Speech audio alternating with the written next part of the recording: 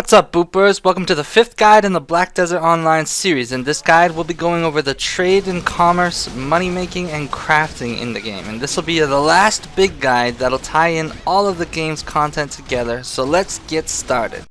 Boop. In Black Desert Online, you need silver to do almost anything. There's quite a few ways to earn it. You can grind monsters for collectibles to turn in, or complete quests, or sell stuff on the auction house. Now the problem with using the auction house is that you'll have to pay a tax. Some of the tax is from being a free-to-play player in the Korea version, but there's also a tax that is applied that goes to the guild that owns whatever city the auction house is in. More on that and PvP in the last guide video, but basically if you sell something for 1 million, you're not going to be getting 1 million. You'll get taxed and get much less, which is pretty dang inefficient. Now you can just farm monsters all day instead, or just not buy anything off of players so that you don't need silver, but some classes farm better than others. Black Desert Online gives many alternative ways to make money, however, and that is to utilize the commerce and trade system. Many nodes on the world map will have commerce vendors marked by wagons. What these vendors do is buy and sell trade goods, and your ability to buy and trade these goods are measured by your trading skill, which you can see in your character window here. The more you sell to them, the more it goes up. Now the goods you can sell to them are countless, and we'll go over how to get that stuff after, but first let's learn how these vendors put value on your goods. Let's say you're out questing around Velia town and you randomly get some ancient iron coin as a quest reward, a trade item. The trade item will have a value on it, as well as the location it was obtained. If you take the item to a commerce vendor, he'll tell you how much he'll pay you for it, and he'll factor in a few things. The first and most important thing factored in is whether or not the node you are trying to sell the item at is connected to the node where the item was obtained. If the nodes are not connected, then not only will you not get any bonuses to selling it, you will receive a 70% minus value. So this is the most important thing to consider when selling trade items. Make sure the node the item is coming from is connected to where you are selling it. The second factor is distance. How far away is the node from where the item was obtained? The further away you sell it from where you got it, the more money you'll get for the item. This can get tricky though, as it'll mean you need to spend more contribution points to link the source node to the node you want to sell it at. Thirdly, how high in demand is that item where you are selling it? If tons of players are selling that item to that node, it won't have much of a bonus. Also factored in is the type of node you are selling it at. Farms aren't going to want your steel or loot bags as much as big cities will. Lastly, your bargaining and trade skill factor into its value as well. You can play a little bargain minigame to up the value of your goods at the cost of 5 work points. The game just involves trying to balance scales by pressing buttons. It seems like luck to me, but there may be a trick to it I haven't figured out yet. So from this information, you'll realize that the best way to make money is to sell things in high demand as far away from where you got it from. For example, farming or crafting trade goods in Trent Village way down here, then selling them to Altanova way over here. And this will increase the value of the goods by 57% or so just from the distance. So next let's go over how to transport goods. There are a few ways to do this. You can just carry it with you if it's dropped off of monsters or obtained from quests or gathering raw materials, and even ride on horseback while you've got these in your inventory. If it's a bought or crafted trade good, however, and you are carrying it yourself, you will be forced to walk with this big backpack on and you'll move slow. But this is also how you raise your bag's weight limit. Walking around back and forth holding trade goods on your back will increase your strength. The downside is there is a possibility of you being attacked by bandits, and if they kill you, they'll steal one of your trade items. You can make sure to avoid bandits by paying attention to the red bandit icons on your world map anytime you are manually moving your trade goods. Alternatively, you can use a horse, donkey, or wagon to carry the goods by putting the goods in the mount's inventory. The best of these three being a wagon, of course. To craft a wagon, you'll need to find a wagon crafting house, and the best wagon crafting house is the 4-horse wagon craftable in Calpheon in this house right here. Once you've crafted your wagon, you can even give it wagon parts that are upgradable with armor stones to improve its speed, weight limit, etc. And you can put your fast horses in charge of the wagon, then carry lots of goods across the map to sell them. However, this is still not the best method, as it takes time and leaves you vulnerable to be attacked by bandits or even other players.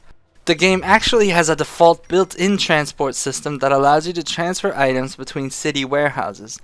Now, it does cost silver and requires silver to be in the warehouse the items are being sent from, but this allows you to move your trade goods around without you actually having to manually go between the cities all day carrying it just to make money. The cost of transporting warehouse goods will triple, however, if the cities you are transporting between have not connected nodes.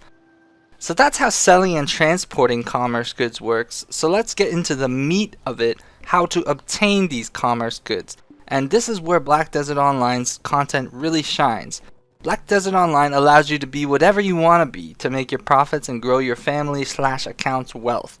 You can be a buyer or seller who simply buys from the commerce vendors and carries their goods to places far away where it's in high demand, and you can even check an item's value in the other parts of the world using energy before you buy it, though many of the items will require high level in trading before you can start trading it.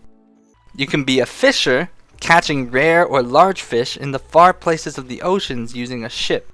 You can craft in any of the ship crafting houses in the harbor cities such as Vela. You'll have to master the simple fishing minigame, but it's reminiscent of Mario Party games where you just hit a spacebar at the right time, then hit a key combination to obtain your fish. Fishing can level just like your trading skill, higher skill level allowing you to use better fishing rods and making it easier to catch better fish. You can be a hunter, which requires the use of a hunting rifle that is craftable in any tool crafting station house. Hunting allows you to shoot birds, or you can get on your boat and seek out small whales by yourself, or you can seek out even larger whales with a few friends on their boats as well and team up. The whales can be butchered and can drop black stones as well, and as an alternative you can even hunt crocodiles around Kaya Lake in the southwestern part of the world. The hunting minigame just involves equipping the hunting rifle and shooting your prey until it dies. You can also be a farmer by completing some tutorial quests at this gate here. You will be given a fenced area you can place in certain parts of the world, and in them you can plant seeds of different plants, grow them, make sure weeds don't get them or crows don't get them. If the crows are bugging you, build a scarecrow. Then you can harvest them for more seeds or harvest the plants themselves and expand it and buying more fences or crafting more. This can take a lot of attention though, and most players recommend farming near where an alt is logged out so that when you are warned your farm is being threatened by something, you can just swap to the alt and clean up the farm and then go back to whatever it is you were doing. You can also just kill monsters and make money off of their turn-in items and trade items that they also drop.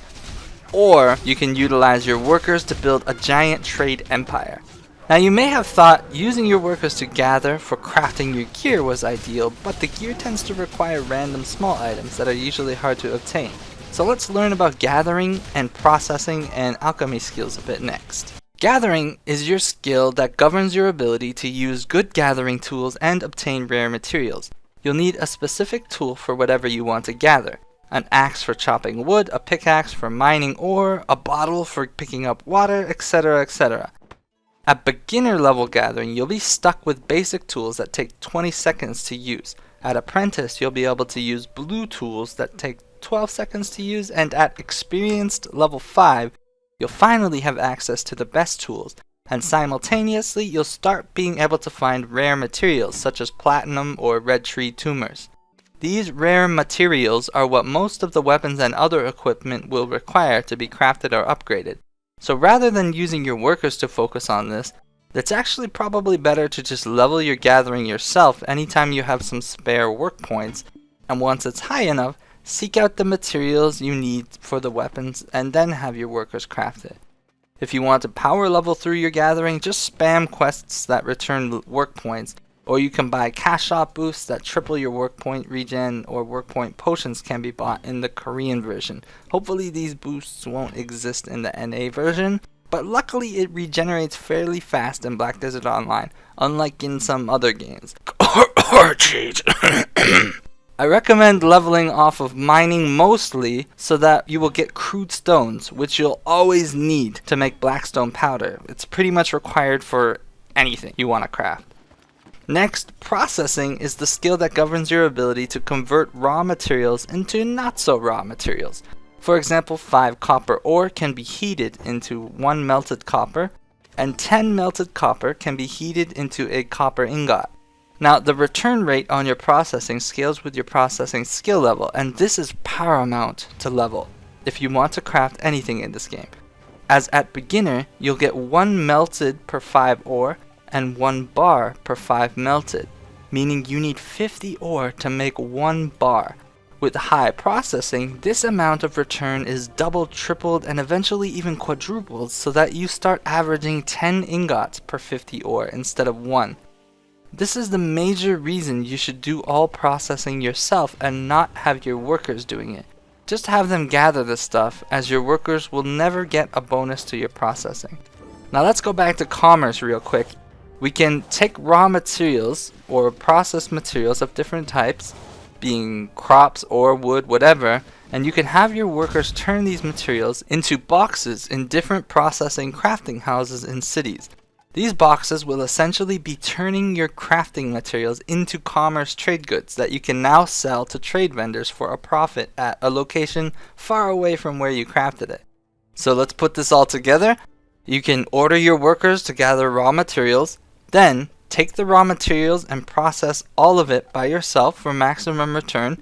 Then give that processed materials back to your workers, have them turn them into trade boxes, then use the game's warehouse transport system to send the boxes across the world via a long chain of connected nodes, and sell the boxes at the opposite end of the world for a huge profit. All the while, the only thing you actually had to do was give commands to your workers and process the stuff, and take the trade goods from your warehouse to the commerce vendor at its final destination. This gives you plenty of time in between while your workers are working to grind levels, ride your pony, or do whatever the hell you want. So whether you want to farm, hunt, fish, run an empire, or craft, the game's huge world and huge amount of content has its way of making it all relevant, and whatever you enjoy the most or are the best at will be the best way for you to make money, as long as you connect the nodes properly. But that's it. Now you truly understand how the world of Black Desert Online works, and almost all of its content minus guilds and PvP and a bit of the endgame world bosses, which we'll be going over in the final video of my Black Desert Online series. Until then, I am booping out. Boop.